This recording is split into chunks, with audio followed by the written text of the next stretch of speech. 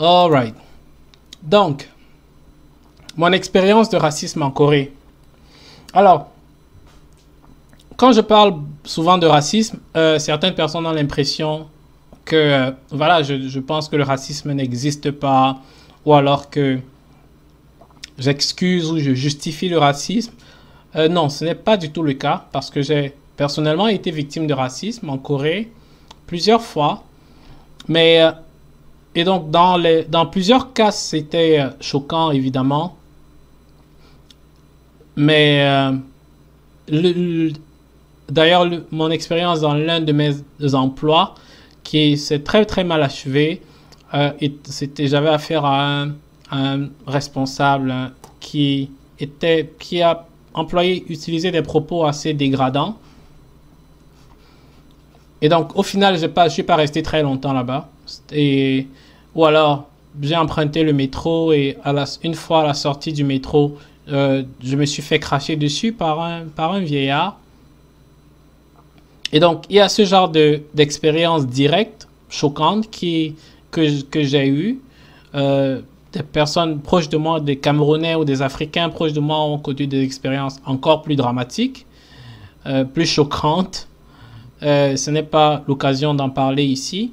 Donc, comme je disais, une fois j'ai pris le métro aussi. Voilà, une fois j'ai pris le métro et deux dames qui étaient assises à côté parlaient en coréen et c'était extrêmement dégradant ce qu'elles disaient. Je comprends, le problème c'est que je comprends le coréen, donc je pouvais comprendre tout ce qu'elles racontent, tout ce qu'elles disaient. Et elles étaient assez curieuses en fait sur les cheveux des Africains. Et donc elles parlaient des cheveux des Africains, ce qu'elles voient à la télé. Et à un moment donné, l'une d'elles s'est approchée de moi et elle a demandé si elle pouvait toucher mes cheveux.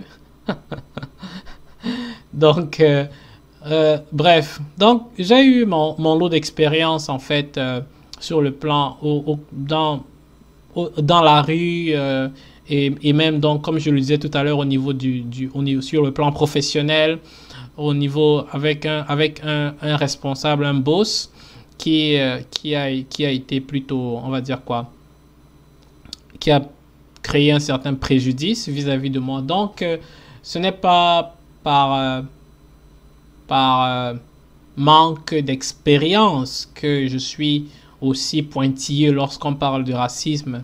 Mais ce qui m'a ouvert en fait les yeux sur cette question de racisme, pour être un peu plus précis, c'est le fait que parfois les expériences ou la perception qu'on a de certaines attitudes ou alors l'interprétation qu'on a de certaines attitudes de personnes d'une autre race est parfois déplacée et on a une interprétation qui n'est pas exacte en fait de leur motivation.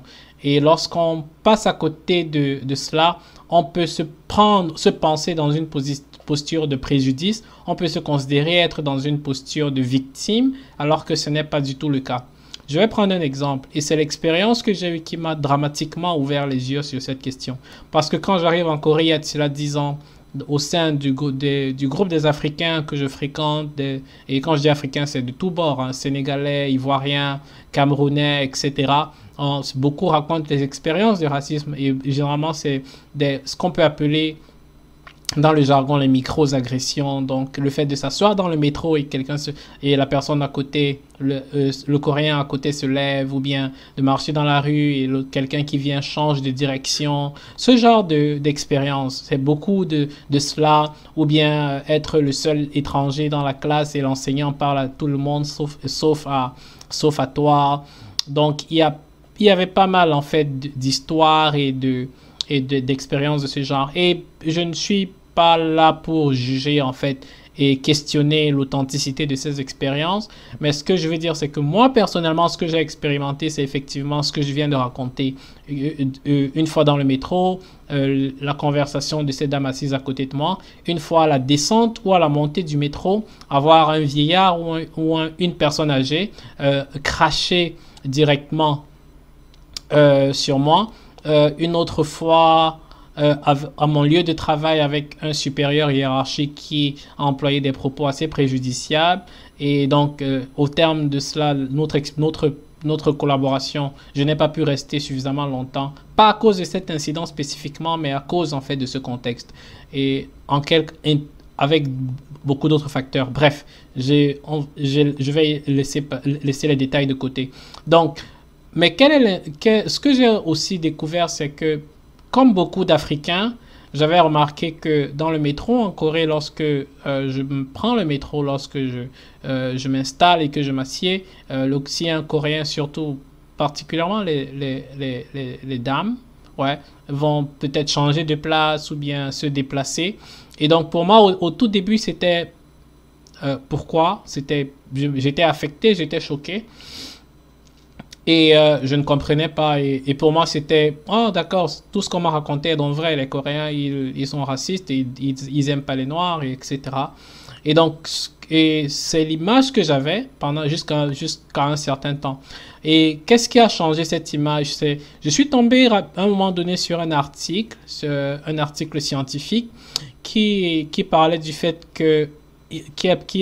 qui identifiait en fait un chromosome qui génère en fait les odeurs corporelles. Parce que la raison que les amis africains donnaient, c'est que les Coréens reprochaient aux Africains de dégager une forte odeur corporelle et beaucoup d'amis africains disaient avoir reçu cela comme réaction ou comme commentaire directement, quoi. Ce qui est plutôt choquant à dire à quelqu'un.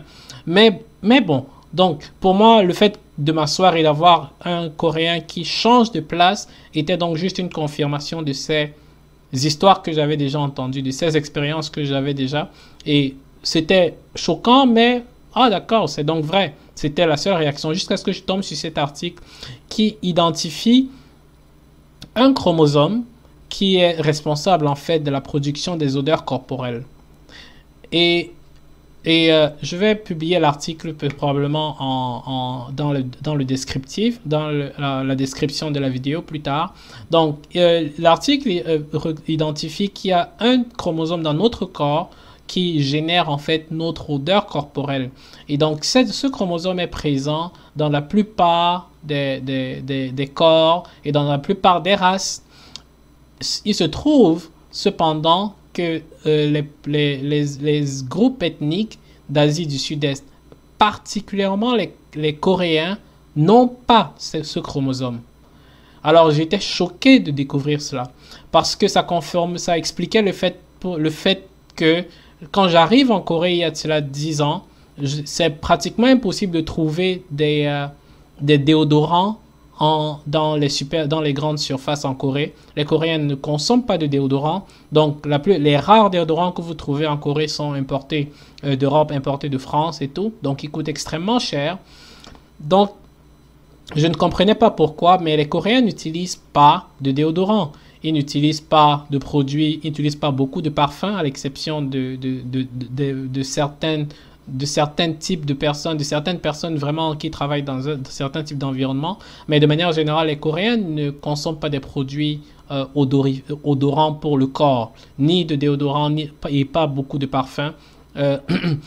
Et donc, quand je découvre cet article, je suis choqué et interloqué parce que les Coréens, leur corps en fait ne produisent pas d'odeur corporelle. Même après avoir couru pendant des heures, ils ne dégagent pas d'odeur de transpiration ou d'odeur de sueur. Ce qui veut dire que parce qu'ils ne dégagent pas l'odeur de transpiration et l'odeur de sueur, ils sont également extrêmement sensibles aux odeurs corporelles d'autres personnes. Donc les Coréens sont très sensibles par exemple lorsqu'il y a des Européens qui transpirent à côté ou lorsqu'il y a des Asiatiques, surtout des personnes originaires on va dire quoi, d'Asie centrale ou bien du Moyen-Orient.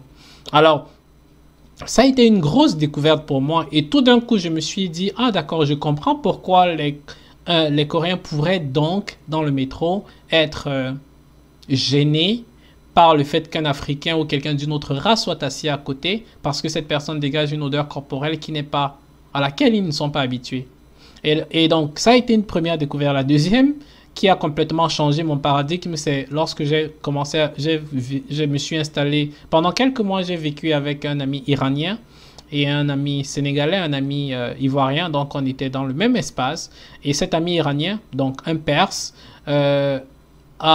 parce qu'ils utilisent des parfums corporels très très forts, c'était vraiment invivable. Pas invivable dans le sens de, voilà, comme personne, j'étais gêné, mais l'odeur était, mon, mon, mon, mon seuil de tolérance d'odeur, en fait, ambiante était largement excédé. Donc, c'était difficile pour moi. Et donc, à un moment donné, mais parce qu'on est très bons amis, parce qu'on était très proches, de très proches amis, et on en parle en fait ouvertement et on en discute avec beaucoup de légèreté en rigolant et tout. Et donc j'ai découvert que moi également j'ai un seuil de tolérance des odeurs qui, je pense, être très tolérant et très acceptant et très, on va dire quoi, et très flexible. Mais ayant vécu avec lui, j'ai réalisé que j'avais un seuil et que ce seuil-là avec lui était largement excédé. Et donc je me suis pour à un moment donné, je me suis mis à l'écart et ça m'a permis de relativiser en fait la situation et de changer ma perspective. Ce que je considérais être une attitude de préjudice, une attitude de raciste vis-à-vis des Coréens, en fait, je venais de trouver l'explication scientifique et je venais de réaliser que c'est un phénomène qui est relatif au background, à l'origine, à l'environnement dans lequel tu as grandi personnellement. Et donc, je me retrouvais dans une posture où mon propre seuil de tolérance et d'acceptation de certaines odeurs était challengé.